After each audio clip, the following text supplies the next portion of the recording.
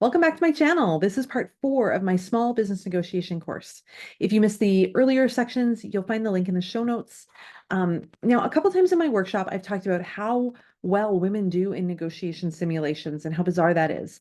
After a lot of research, I can tell you what's going on. As an instructor, I used to purchase access to teaching resources through different schools, but mostly from the Harvard School of Negotiation. It was a great way to stay current with the research and offer really valuable experiences to students. Now, as I was building this course, I took a deep dive into those materials at the Harvard School of Negotiation. And that school has hundreds of resources that are available for purchase, lessons and videos and simulation exercises. As I went through them, what I noticed was that the same themes kept popping up.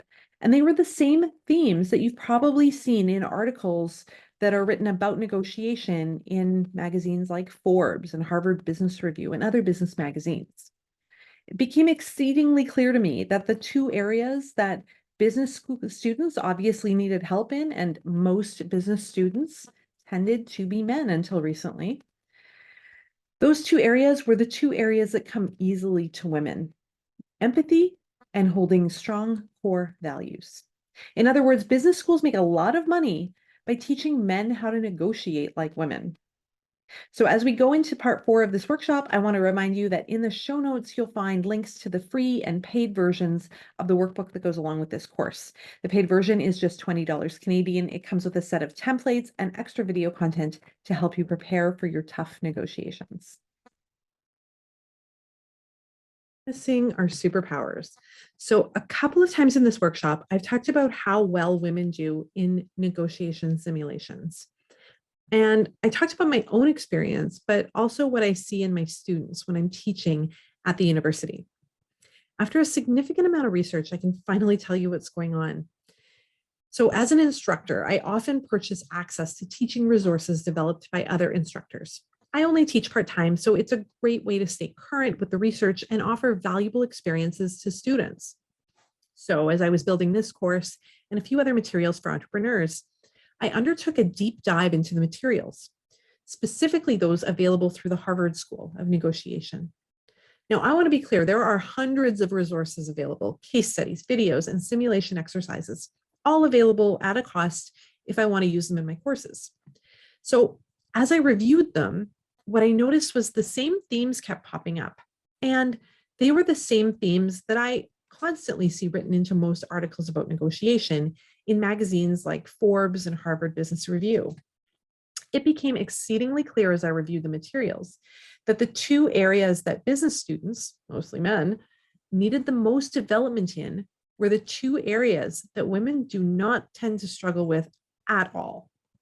In other words, business schools make a lot of money teaching men how to negotiate like women. And that's because the two most important secrets to successful negotiation are strong empathy skills and a deep commitment to values. As women, we are raised to be empathetic and compassionate, to listen, to help others feel heard and validated. As it turns out, this is the most important competency in integrative negotiation. And as it turns out, it's really hard for a lot of men who function entirely in a logical mindset. The other key to negotiation is a strong grounding in core values. And this is because integrative negotiations are by nature creative and dynamic. They're not just like tit for tat, trading one thing for another. Most integrative negotiations feature bundles of different benefits or combinations of benefits that we customize to that particular negotiation. So to walk away satisfied from a negotiation, especially if it looks very different than what you had planned on going in, you need to be able to think in the moment and measure the benefits that are being offered against your values. So as you're having the conversation, when an offer is presented that don't align to your values, you as a woman can instantly recognize that and deflect or modify it to something that does align. Again, this is a behavior that men struggle with, and so it features prominently in a lot of the negotiation research and literature. Now, I don't want to skip over this part because it's important that you understand what I mean here and not take these skills for granted. So when I'm talking about empathy, I'm talking about practicing it within the context of a negotiation. And empathy is a 4-part process that you use, which you may or may not be aware of. So let's talk about the different components of empathy that you will apply primarily to the discovery and problem solving stages of your next negotiation. First, you listen, but you're not just hearing what the other person's saying. You're listening to pick up on key information so that you can better understand what's important to them. You're listening for the needs that they're expressing and how they feel about, well, everything, about working with you, about particular benefits you're offering, about what you want. Pay attention to their feelings. And this is extra challenging when you're negotiating with men who might be struggling to identify their feelings. Empathy involves asking questions, but not just any questions, open-ended questions to expand on your understanding of the person's perspective. Again, you'll be listening for details of what they want and need, but also all of the important feelings and frustrations and wishes that they are expressing. What sets empathy apart from just being a good listener is your ability to really put yourself in the other person's shoes. And so steps 3 and 4 are critical to doing this well. So first, you're going to validate how they feel. For most women, this rolls naturally off your tongue. You'll say something like, wow, that sounds really frustrating, or that must feel really exciting for you. Here, you're emphasizing the feelings that you're maybe hearing between their words. What do you see that they must be feeling? And then finally, paraphrasing is an extension of that. So it's about restating what you've heard to check in and ensure you've got it right.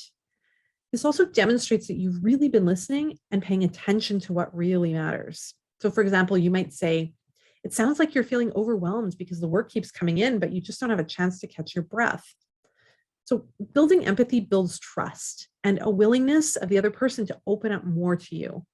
It's also essential to the process of problem solving because if you understand what the other person needs and how they feel about it, you can present options that hit the sweet spot of addressing their specific needs and their feelings.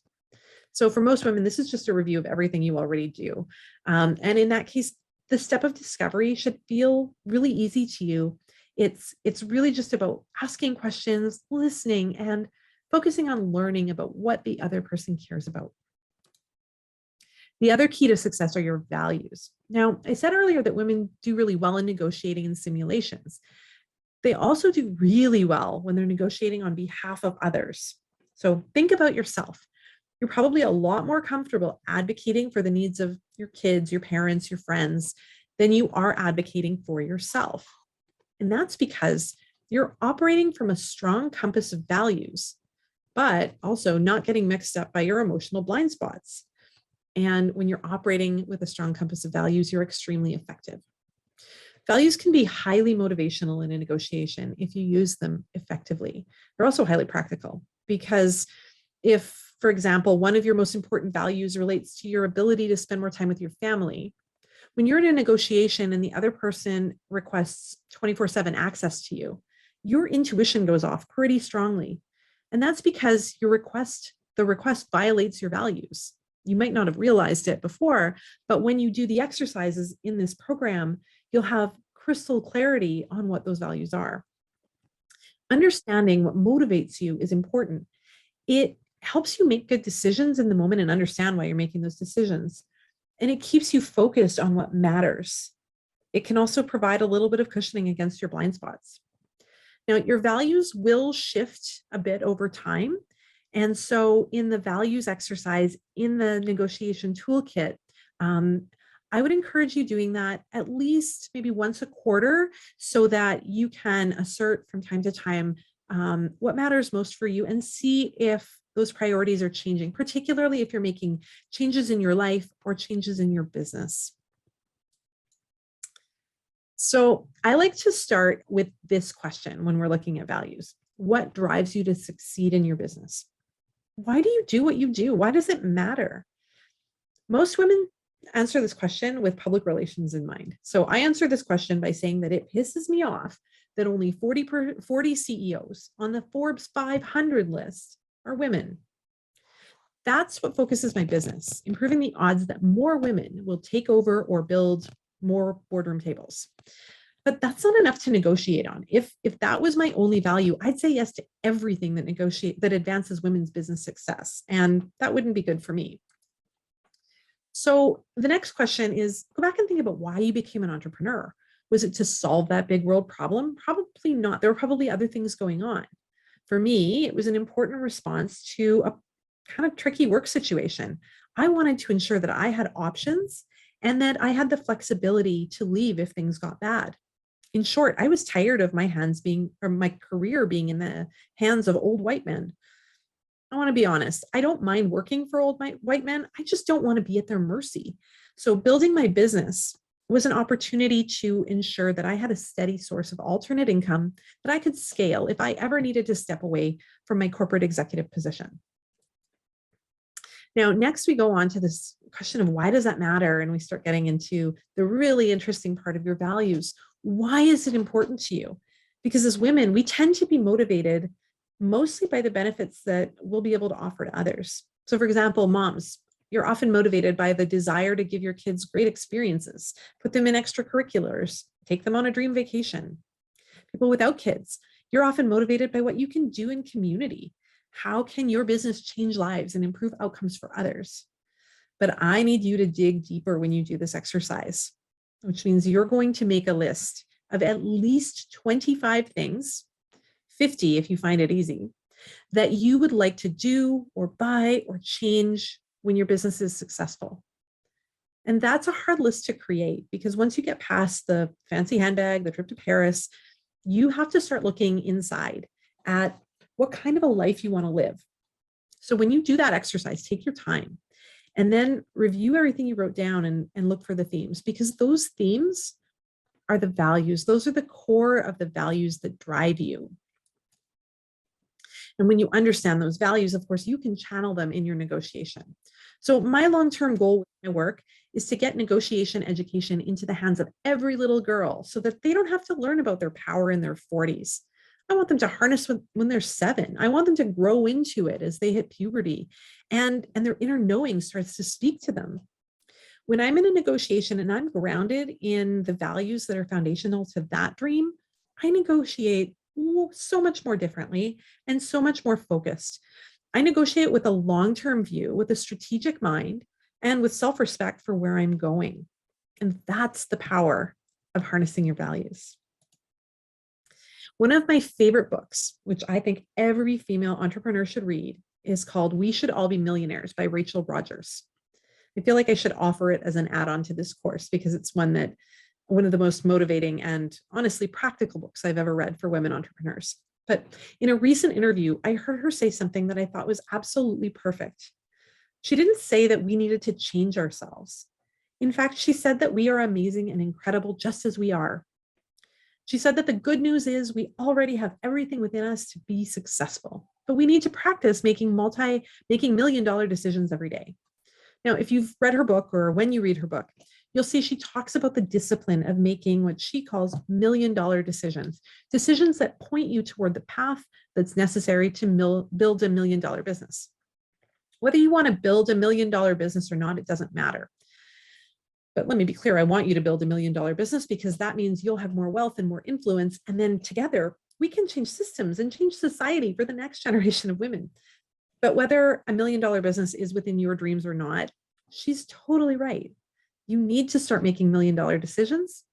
And the million-dollar decision that you can make every day is negotiation every single time you have the opportunity.